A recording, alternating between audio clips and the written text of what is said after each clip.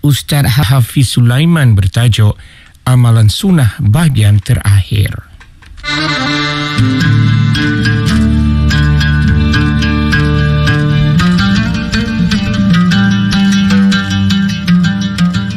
Assalamualaikum warahmatullahi wabarakatuh.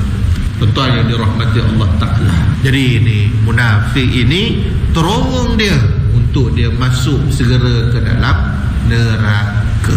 Perkataan nafaqah, di situ datang infak, di situ juga datang munafik. Tuan yang dirahmati Allah Ta'ala. Maka keadilan dan kebenaran menjadi cara yang mudah dalam hatimu. Kalau yang kecil pun kita boleh jaga, kalau potong kuku pun kita boleh jaga, maka yang lain-lain itu akan memudahkan kita. Dengan sebab itu, kamu bersedia menerima gambaran kebahagiaan. Kita akan jadi manusia yang bahagia bila kita dapat ikut SOP sunnah Nabi sallallahu alaihi wasallam. Kita dah sebut SOP.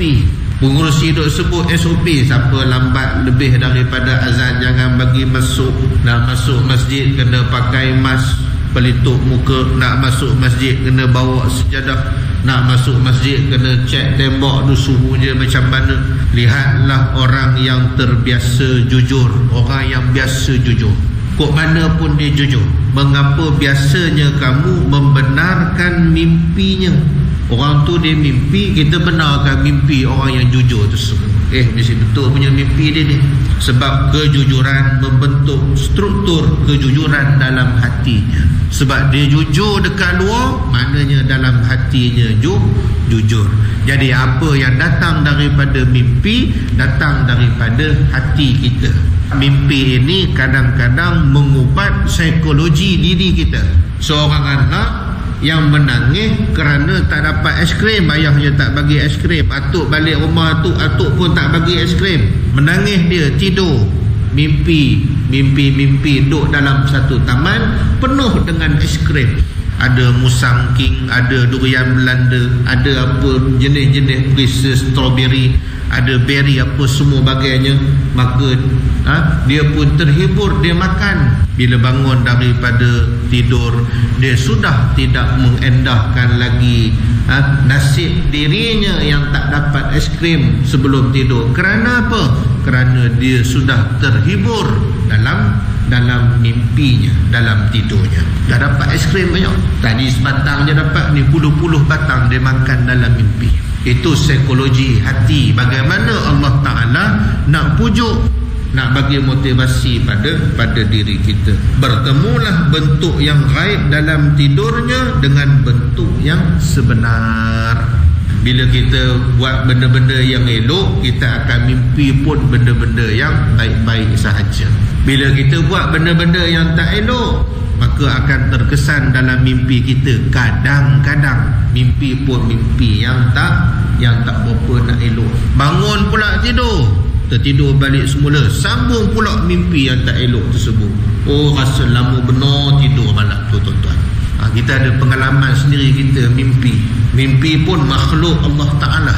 Ada orang yang tolak langsung mimpi, tak boleh terima langsung mimpi. Dia kata mimpi ni bukan syariat. Memang mimpi kita tak kata syariat, tapi mimpi ni Allah Ta'ala nak hibur, nak bagi petunjuk, nak bagi hidayah pun pada kita. Allah Ta'ala datangkan mimpi.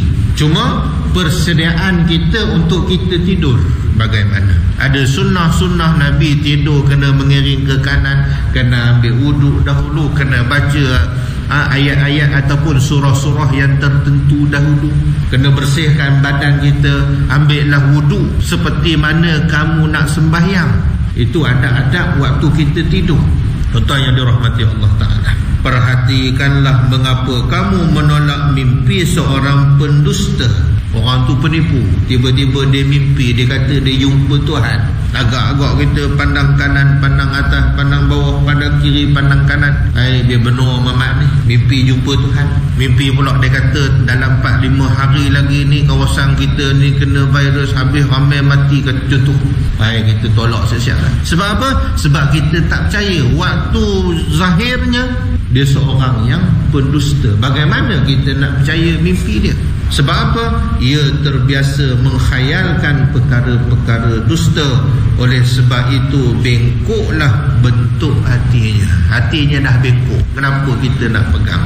Jika kamu mahu memandang selintas kebun-kebun suci, ini kata Imam Al-Ghazali lagi, maka tinggalkanlah dosa yang nampak mahupun yang tidak nampak. Bila kita nak terlintas, baru nak melintas kebun-kebun suci, kebun-kebun yang elok-elok, apa yang kita kena buat? Tinggalkanlah dosa yang nampak, dosa kita yang nampak, dan juga dosa kita yang tidak nampak. Tinggalkanlah perbuatan keji yang nampak mahupun yang tidak nampak perbuatan keji yang Allah Ta'ala pandang sebagai keji. Apa juga? Tipu kita ke, dusta kita ke, itu semua dosa-dosa yang bagi diri kita ini dapat gelaran keji kerana perbuatan keji yang kita buat. Serta tinggalkanlah dusta hingga pada kata-kata jiwa sekalipun. Kata-kata jiwa sekalipun. Kita kadang-kadang kita tak berdusta dengan anak isteri kita, kita tak pernah langsung berdusta, tak pernah langsung menipu. Tapi hati kita kadang-kadang kita dusta. Macam mana hati ni dia jadi dusta? Kita kata hari Isnin nanti nak puasa lah, hari Isnin nanti nak puasa lah. Sampai hari Isnin kita pun dah siap sahur bagainya, kurma lah, apalah bagainya. Tiba-tiba kawan kita ngajak, jom kita kena roti canai puan tu. Kena roti canai puan. Katanya lembut, tak payah pergi stadium tu. Kita awalnya dah niat puasa dah. Tak apa, tak payah puasa, puasa pun sunat je. Itu kata-kata dusta dalam hati kita. Apa makna dusta? Berpaling daripada maksud asal, daripada maksud, berpaling daripada asal, berpaling daripada kebenaran. Itu dusta. Kita kata balik nanti ni nak sapu rumah, sampai dekat rumah kita penat, lepas tu kita pun rehat kejap, rehat atas sofa kejap. Itu pun dusta.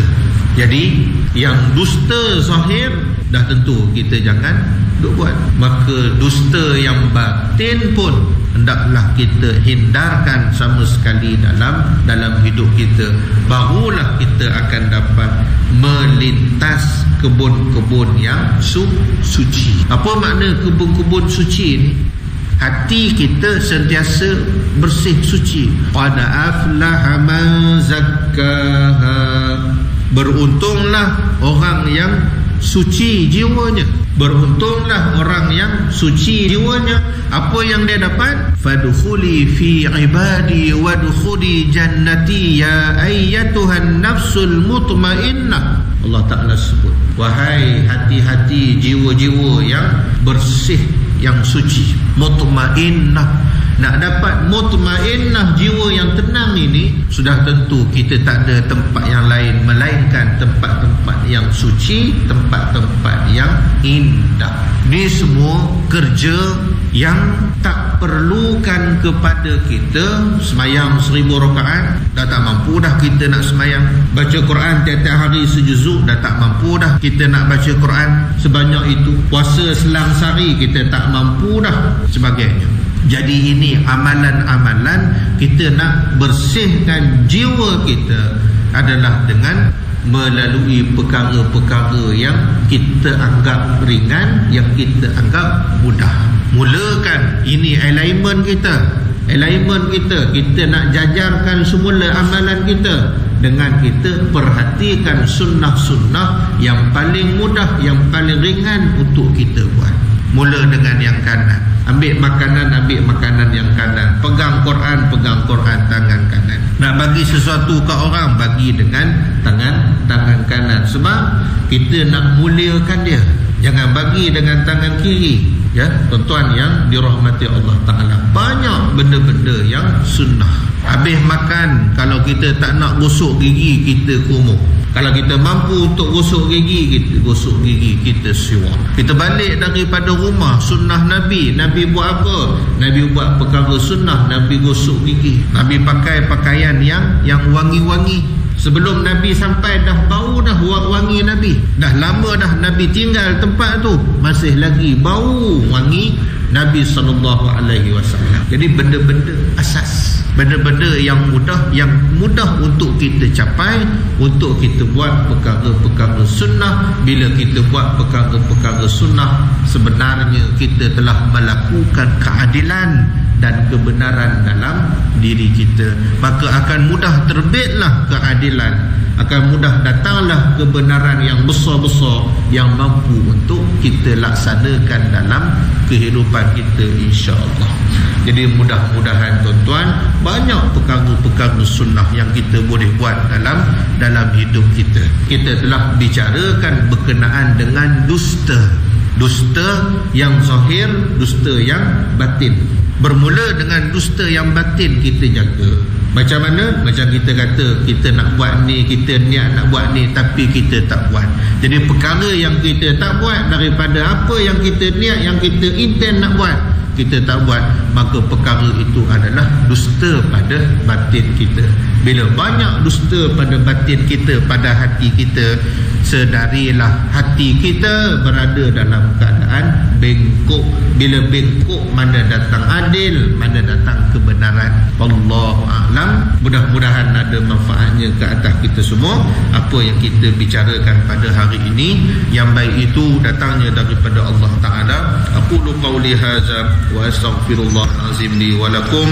Wabillahi taufiq wal hidayah. Assalamualaikum warahmatullahi wabarakatuh. Allahumma salli ala sayyidina Muhammad wa ala alihi salatan anta laha